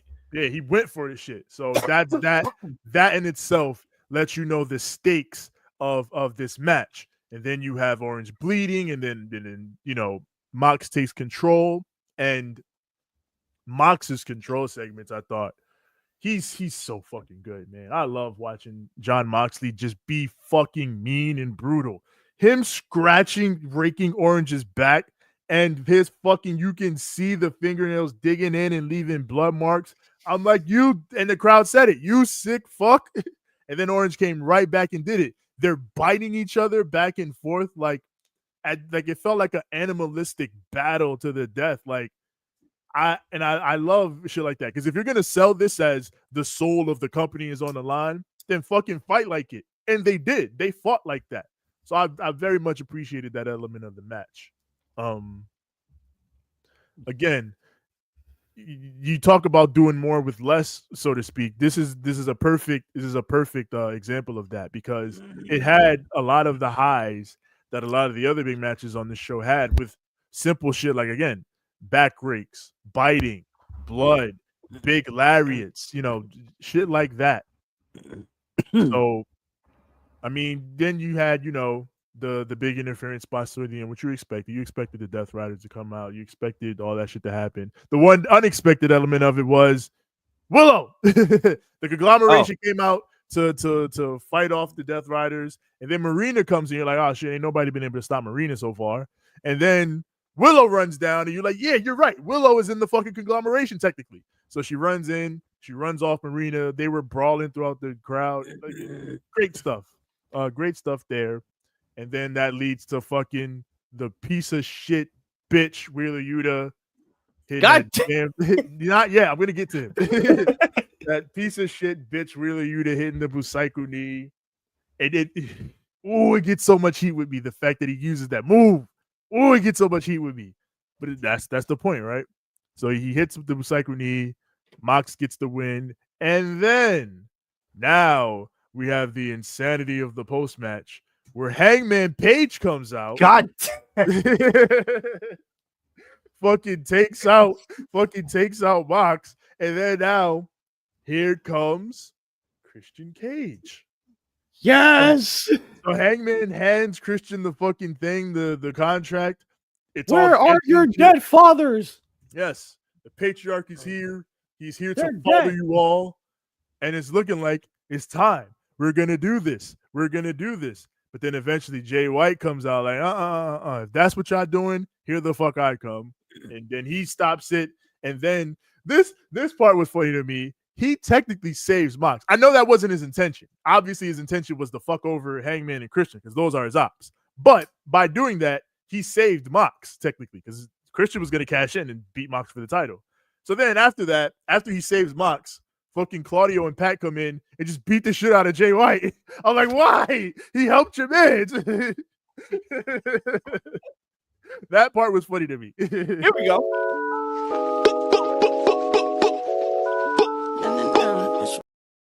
That's exactly. Anthony immediately beat Jay White up. I was like, hey, help you. So then they get Mox out. They take him to the back. They're going to escape in their car. And then the car gets crashed into by fucking crazy-ass Darby Allin.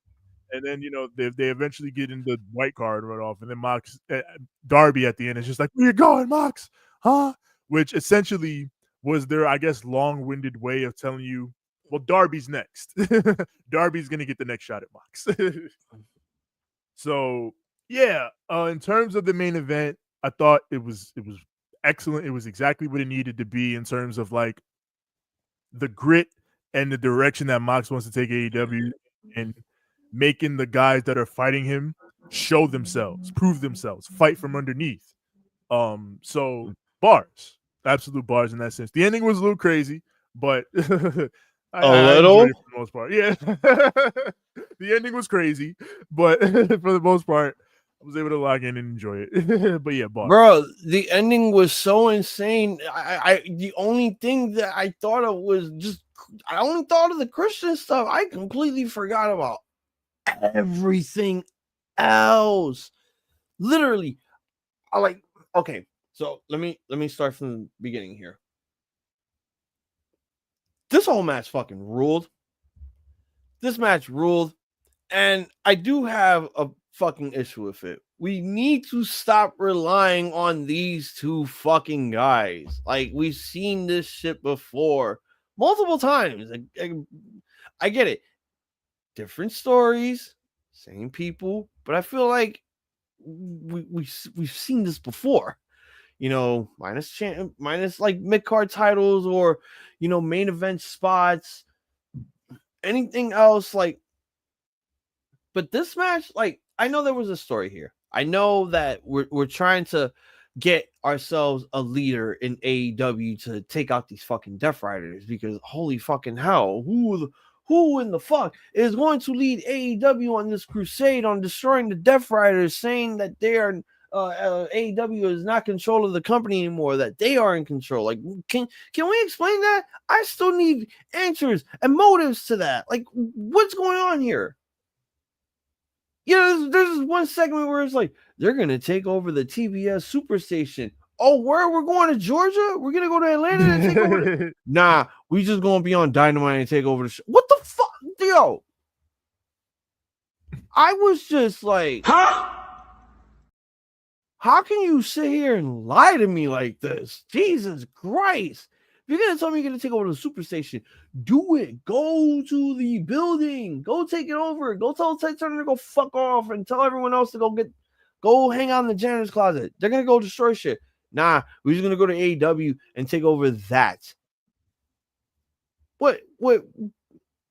Explain to me that type of logic. How does that make sense? How do you take over the team? But this match, like, okay, we got, you know, the jump start to everything with Orange. Just like, it's time to just do it. It's not even about trying. We're going to do this. We have to do this. I have to do this for the sake of AEW, for the fact that the soul of AEW is on the line here. At this point, the fucking title feels like second fiddle, because they said the soul of the company is on the line. Whose soul? Whose soul, really? Tony Khan's? I guess. The fans? Yeah. The guys in the back? Whose soul is it? Because it's not, it can't just be one guy. It can't just be one guy. Because holy fuck, if we're fighting for the soul of Tony Khan's company, then we're really fighting for Tony Khan here. I just feel like I solved the fucking riddle to this whole thing. The soul is Tony Khan. Why? Can you explain that to me? Like, why?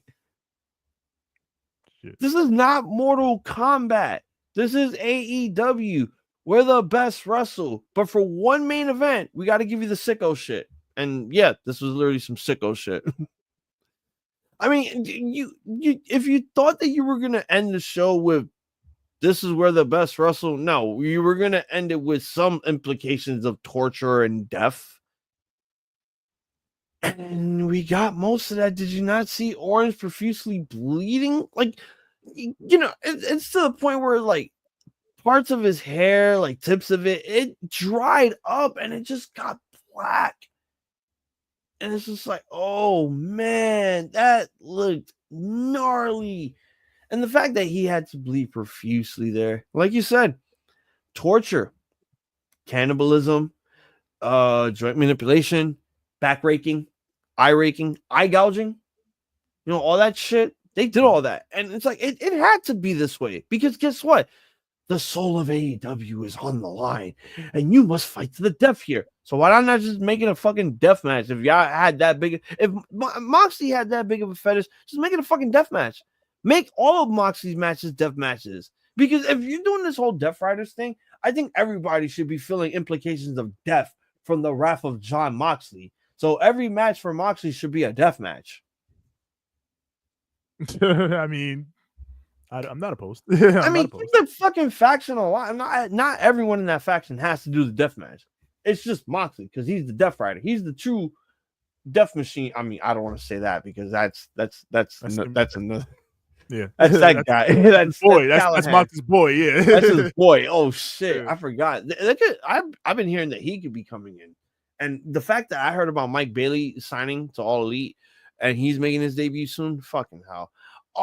Yeah, I really enjoyed the hell out of this match, and then all of the bullshit. Like, you know, when shit gets so good that one promoter thinks that overbooking it with all that crazy interference is going to make it interesting. Like, yeah, the crowd was hype. It got us hype. But then I watched it again and I'm like, you know what? You really overbooked this to overshadow the match, and all the interferences had to be relevant. Like, fucking everyone in the Death Riders had to show up. Willow had to come back because nobody couldn't touch Marina, and Willow is part of the conglomeration, and a lot of people somehow forgot. I didn't forget. I was like, where did she go? She was in Mexico the whole time. I'm like, oh, okay. And she had to go do her thing here, defend her homies and shit. Meanwhile, Kyle is still dealing with the Undisputed Kingdom. Why wasn't he part of this shit? Then you got the Hangman, then you got Switchblade, and then Christian Cage. And again, it's one of those where I'm just sitting here telling myself, yo, do it. Let's fucking do it. Like every time he comes out, I'm just literally telling myself, do it. You should be with me on this, because how long has it been since this man has been world champion? And I'm not talking about the TNA one. They only gave that to him as a consolation prize, since we all knew he was going to win the AEW world title at that all-out event against Kenny. But it's like, my nigga, I think it's time to give Christian his due. Yeah. Give that fucking, since there's no fucking championship at this point, it's just a briefcase, or it's the soul of AEW. The soul of AEW. Is that what's in the briefcase? The soul of AEW? You said it at best at WrestleDream. AEW is an evil company, and the Death Riders are an example of it. They're not showing off the title. That's some NWO shit. Instead of spray painting it, it's in a briefcase. They're holding the belt hostage. They're not showing it off. That will get a lot of people pissed off. For a bunch of full-time guys showing up to the company every week and not presenting the belt. That's like Brock Lesnar winning the belt and just saying bye. Bye. Like, I find, like, again, I was really, really, really hoping to myself that, like, maybe Moxley will be cool with the whole Christian cashing in on him. And then we didn't do it. And then, this is where it just got really stupid. When it's like, oh, I'm Jay White, I'm saving John Moxley, mate. And it's like, oh, I'm about to get jumped by the mates, bro. And it's like, oh, it's over. It's fucking over. The writing went off the walls here. What the hell? It's like, yo, this man just saved your boy. And it's just like, fuck it. We just gonna jump this nigga. Facts. So everybody gets smoked. It's basically take no prisoners attitude. Like, fuck this shit. If it was a riot, it's like, yo, I saved your boy. Nigga, I don't give a fuck. We rioting up in this motherfucker. And it looked like a riot. Because then when we got to these niggas getting in the car, my question was, did they leave Wheeler Yuta behind again? I don't know, actually. Because I remember when they were leaving, fucking Yuta was lagging behind, but then Claudio like grabbed him and was like, get your ass out of here, like he always be doing. So they might have got him out the time. I don't know if this happened here. The last thing I remember was Claudio swinging Darby, and he takes a fucking hit on the metal grate. Yeah. And then they fucking leave, and there's Wheeler Yuta just jumping into the fucking car. Yeah. Last time they almost left Yuta, but I think this time he was actually like ahead, so he was in there. All right. Well, yo, we gotta stop dissing Yuta like that, because goddamn. But again, overall, like, we gotta stop relying on the Moxley Orange shit. Like, we've been doing this way too many times. Like, enough's enough. We did this last year, my nigga. Last year. And I talked about how, Orange Cassidy's like international championship run is going to diminish him if we fucking keep him with this title for longer than he had it the last time. Well, once we took it off of him, it's like, all right, we off to a fresh start now. I will say, I think that they went back to Mox and Orange this time because it's like Orange said in the promo, like when he came out at the end of the Danielson thing, he was surrounded by the future of AEW. Garcia, Darby, he was surrounded by all the young guys. So I think the idea was they set up, or they have Orange go first because, he's the guy that already faced Mox and had to feud with him. And then once Mox beats him, because I don't think they're going to run his back. I think Mox beats him. No, this is it. Yeah, I think they moved past that. It was just to set up like the initial chapter of the story. So I do get what you mean in that, they're so heavily reliant on Mox and Orange as the guys. But I think that's just because they've established themselves as those reliable guys in AEW. And so they figured we can do this one and then push forward after that. Because we know Mox and Orange are going to give us something good. And they did. I'm giving this one solid bars. It was very good. Very good. Probably one of their best from their last encounters. You know, again, I'm hoping this is the end and we don't come back to this until maybe 3 years from now. Yeah. Because, oh my God, this gave me Rock Cena vibes. I'm like, wait, we did this last year. Why are we doing this again? What the 3 fuck? times in a lifetime, Mox and Orange Cassidy. Like, Jesus fucking Christ, man. Like, Johnny says, you see how much the CM Punk belt costs? $699. Yeah, if you marked out, go get that. Tony gave us the next 2 challenges, and he says, wait, Hazel, who's signing? Speedball. Speedball coming in. Yeah, Speedball's coming in.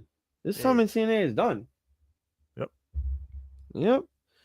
All right, well, best match of the night. Worst match of the night. Final overall grade for Full Gear. Go ahead, man. My match of the night for Full Gear is Fletcher and Ospreay. Excellent, fantastic grudge match. My worst match of the night, as usual on AEW shows, like it's a process of elimination thing, is usually not anything that's like super bad. But I guess the worst match I would give is I guess the opener. Oh, damn. And again, I didn't think the opener was bad at all. Like, it was a good match. Just again, like in terms of everything, like I said, my quibble with the opener was that it was more of an angle for the Acclaimed than anything, as opposed to it being something that further establishes Private Party as our tag champion. So I mean, like in that, like I guess I had the most quibbles with the opener, but like again, it wasn't a bad match. Like if you were to ask me, should I watch this match? Yeah, watch it. It was good. But just, in terms of everything else, I thought everything else was above.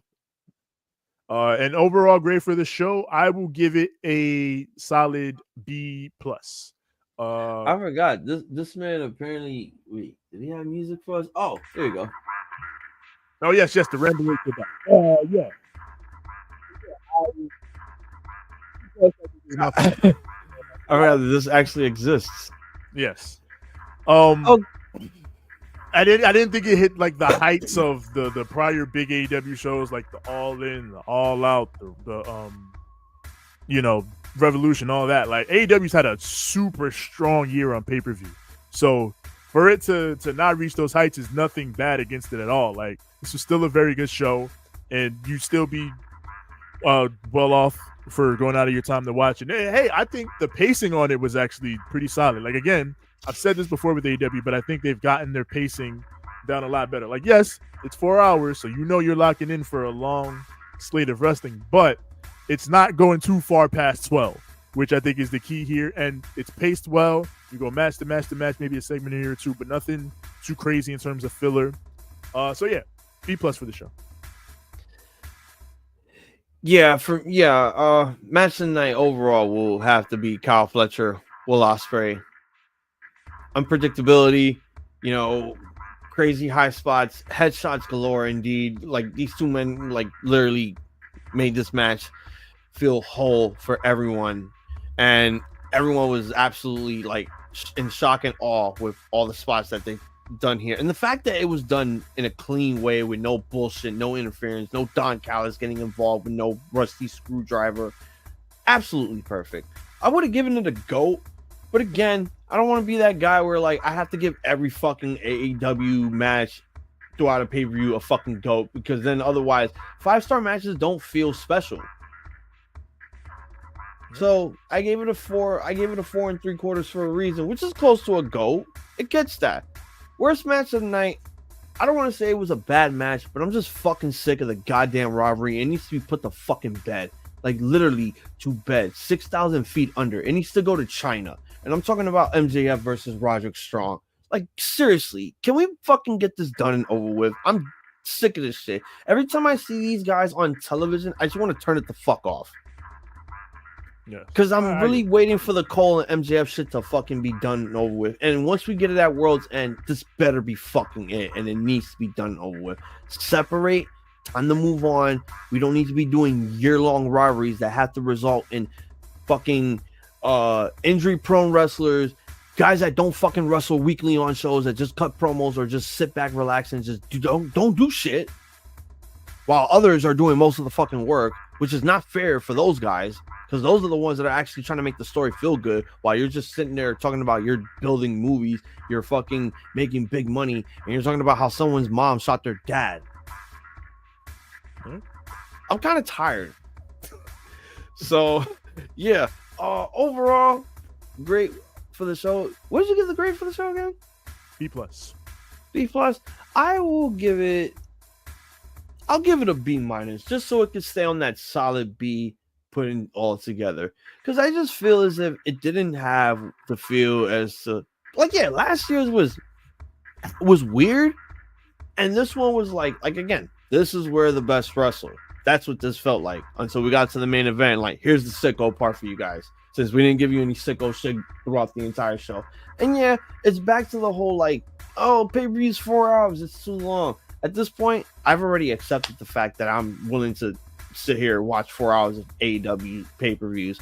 Because what's the point? There's no point in arguing it anymore. I think it's just going to remain that way going forward. And once we all start going to HBO Max in 2025, I think there's really no point in everybody complaining, because guess what? You still get to watch the shit on a streaming service, and you probably won't have to pay extra for it.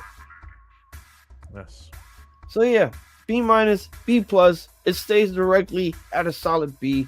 Great show overall. Young Wolf becomes a 3-time Ramblemania heavyweight champion, but he will be defending that belt this Saturday coming forward, for we will be going to War Games, WWE, the World Wrestling Federation.